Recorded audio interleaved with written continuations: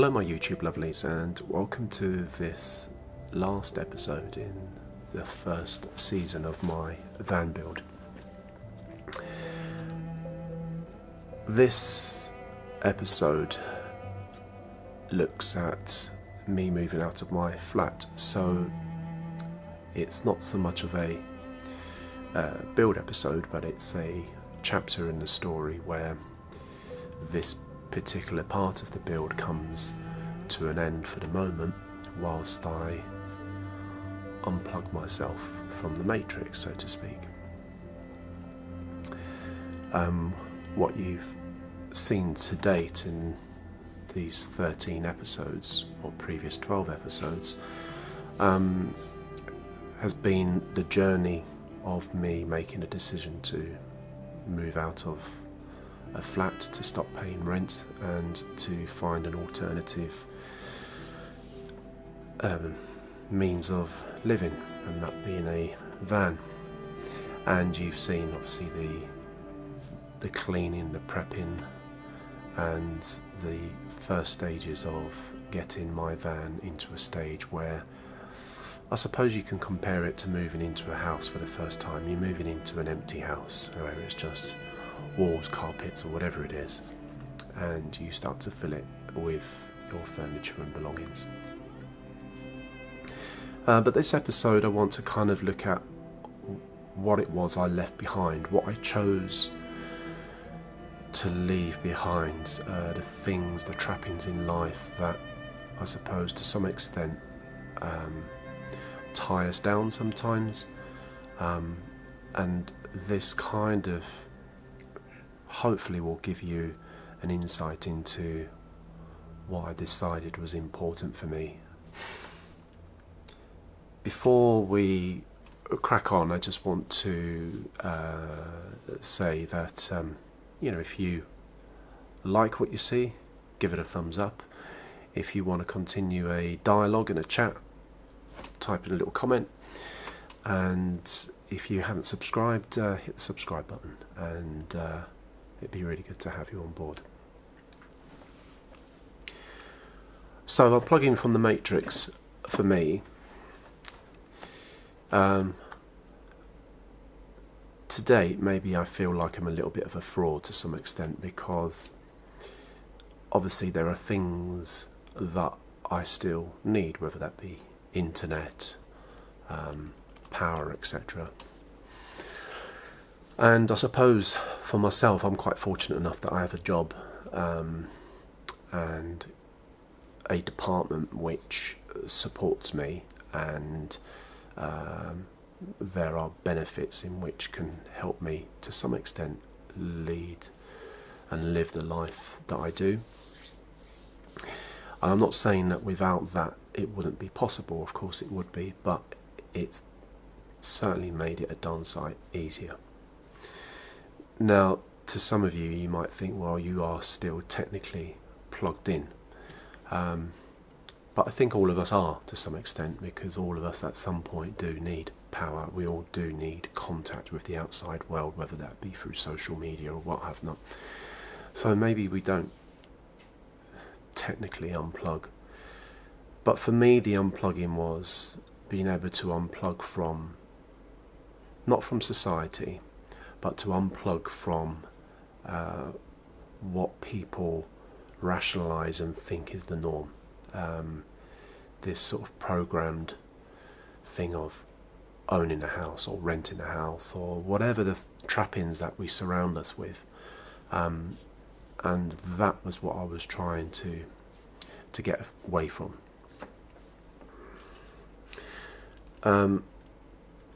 Possessions for me, I mean, everything that you've seen, if you go back to one of the episodes, Bricks and Mortar, you will see the flat and what I had when I was living in it. And in fact those first 2 episodes I think are actually filmed from my flat at the time.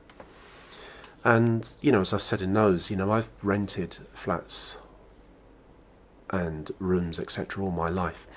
And I worked out, prior to moving into the van, I think I worked out that the van was my 26th move, either my 25th or 26th, somewhere around there. So, in essence, from year dot, from when I was a baby, living with my mum and dad in a flat in Clapham in London, and 48 years later, in those particular episodes, I'm now moving out for the 25th time. That for me is a lot of times. And over those 25 moves, I've collected so much crap. And each time I've cleared out and I've got rid of stuff and everything. And over the years it's kind of got whittled down. But you'll find that, when you move from one flat, or you suddenly move from a flat, you move into a house, or you move from the house, you move back into a flat, etc. Possessions that you have kind of chop and change to some extent. But I think this process of what I went through prior to moving in the van was a real cathartic process. It was actually a lot of hard work, and harder than I thought it was going to be, or whatever I imagined it to be. All the time with that date of the 23rd of July in mind, and then the moving date, etc. There was this excitement, because it was almost like you're going on a holiday. There's this excitement. But at the same time, underneath all of that, there was this apprehension and anxiety all the time, thinking, shit, what are you doing, Rob? What are you doing? And I had to kind of, all through this, just fight and keep this focus, constantly keep this focus of like, no, there's a means to an end here. There's a reason why I'm doing this. Let's try and stick it out. I surrounded myself with all of these bits and pieces, all of these trappings. And it was hard, because suddenly now I'm having to decide what I need to keep, what I don't want to keep. Clearing out the past was hard work, because you hang on to things. I think I always had this this kind of way of thinking every time I had a flat or a property, was that everything that I owned, as much as possible, had to be out on display. So if I had 300 DVDs, those 300 DVDs needed to be out on display. I needed to be able to see them. Every book that I had, every CD, every picture, painting, whatever, had to be up on the wall or displayed in some kind of way. And I think a lot of us kind of collect so much stuff that these things tend to just, your vinyl, etc., just ends up in a box and it just goes in a loft. But my thinking was never like that. I never wanted to keep things in boxes, out of the way, not to be seen. For me, it needed to be out on display as much as I possibly could. I mean, there were some things that were in storage. And so, for all of this time and all of these years, I'm seeing all of these things out on display. And now I'm having to make a decision as to what it is that I want to take with me on this journey, or whatever you want to call it. And so it was hard. It really was difficult, because I'm looking at stuff that I've been looking at for years and years, looking at pictures, paintings that I've seen for years on end, gifts, trinkets that have been given to me by people, etc. And I'm now having to make a decision as to what of those things are important to me, what things have the most value, in terms of not so much as monetary value, but I guess an emotional value. And it was difficult. It was really, really difficult. I was getting rid of stuff that I'd just been hanging on to for so long, and when I got rid of it, I was putting this stuff into black bags, and it was stuff, really, a lot of it that I couldn't sell, so it was just going to go in the skip. And it was a bizarre feeling, this sort of cleansing, but at the same time a sort of a sadness attached to it, because for whatever reason, up until that point, I decided to keep these things. For whatever reason, there was some value to it. I held some attachment to it. And so I was having to make a clear-cut decision as to decide what it was that I didn't need anymore. Anyway, the process of moving out of my flat consisted of a week or two of me just clearing out. And yeah, that was hard. And to make it easy, what I decided to do, I already had this idea of how I was going to, I guess, sort of construct the furniture inside the van. And I already had an idea of building a lot of stuff around components that were already built, so plastic drawers, etc. So I started to buy these things and use these plastic drawers to start to decant all of the belongings of my flat, and start to now assign an area of my flat at the time, which I think it was in my bedroom, of all of the things that I was deciding to keep. And once I'd done that, the spare room that I had, which was in a way like a glorified shed or a garage, I'd cleared everything out of that, and I basically moved myself into the spare room with everything that was going to go into the van. So the airbed went in, the quilt, pillows, the plastic boxes with my pots and pans, whatever books that I wanted, pictures, things that were of value. There was my camping stuff, my camping stove, my tent, bags of clothes, you name it. Everything started to go into this little spare room. Now I can't remember the dimensions of this spare room. It was really small. It was, I guess, like the typical box room of a house, really. So enough room for like a single bed and a little wardrobe. And yeah, I set myself up in there, and I kind of used that as a dress rehearsal of living in the van, seeing the things that I'd surrounded myself with and thinking, this is it, Rob, this is what you value now, this is what you're going to now be taking with you. And that was quite interesting.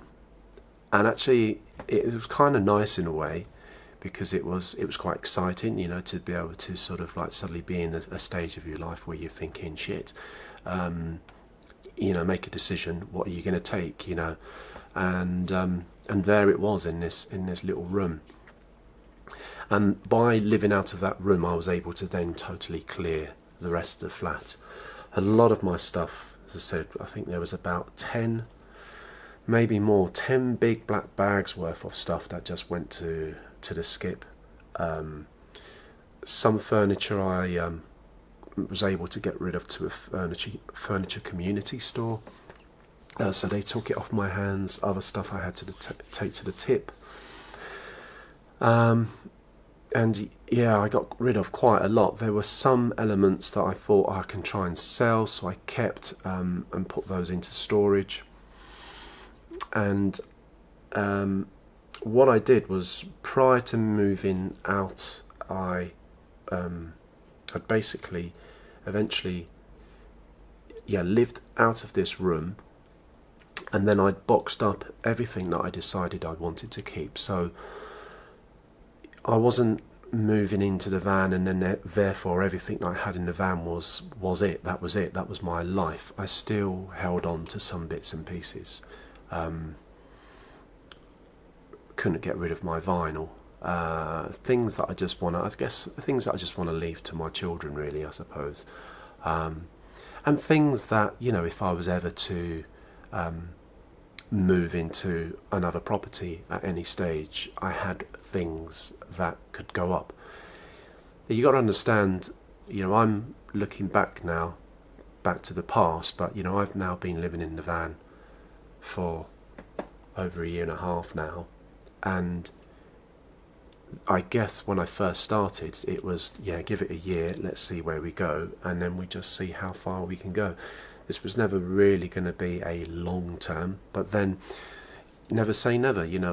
I was trying something out, and I think a lot of people say this, don't they, to people that are wanting to do this lifestyle. There's no kind of, I don't know, there's no sort of correct answer or fix to this. You've just got to give it a go. It's not always going to work for everyone. And, you know, I wasn't foolish. You know, I knew that I was about to embark on something which could completely backfire or might absolutely hate. So there was no sort of sense of, you know, let's just get rid of everything, and therefore then suddenly 6 months down the line or a year down the line then think, shit, I really need to kind of get back into a flat again and then not have anything, and then be ruin a day for me getting rid of all of those things. So I kind of had things that I was going to be keeping hold of.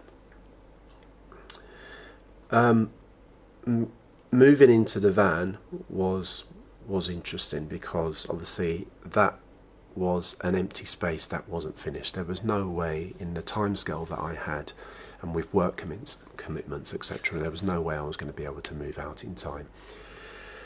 So I basically camped in it, and I've camped for loads of times, and so, you know, it wasn't a big issue. So I basically moved all of the stuff that was in my spare room, just went straight into the back of the van,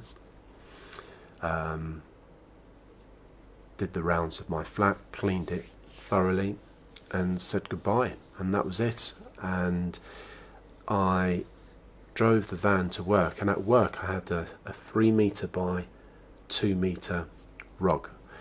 I tell this to a lot of people that I meet. This 3 metre by 2 metre rug I placed on the floor of the workshop, and then I emptied my van from all of the things that I decided to keep from the flat and to live with. And half of that rug, the left hand side of that rug, was everything that I needed for the van, to live comfortably in the van, everything that I deemed important, to keep hold of, to have, to live with, to facilitate living in the van. Everything was all on the left hand side of that rug, and everything to the right of that, books, CDs, DVDs, records, you name it, things that I wanted to keep hold of for prosperity and for a future home, wherever it be. That was the right hand side, and it was quite an interesting thing to look at, to step away from and see 48 years of your life just sat there on a 3 metre by 2 metre rug, and then thinking, Christ, you know, where I'm going next, I can't even take that lot with me. And yeah, it was quite staggering to think of half of my life thinking, wow, you know, these were all the things that I've been carting from one place to another, and, you know, accumulating over year after year after year, and just looking and deciding, this is it. That half goes into storage, and the other half comes with me on the road and helps me live. And yeah, it was a very enlightening thing to look at. You know, there was a lump in the throat to some degree, just seeing everything there, the bare bones of everything just there, and then actually getting rid of half of the stuff that I was just going to put in storage, and just seeing half of what was going in the van and thinking, shit, this is it.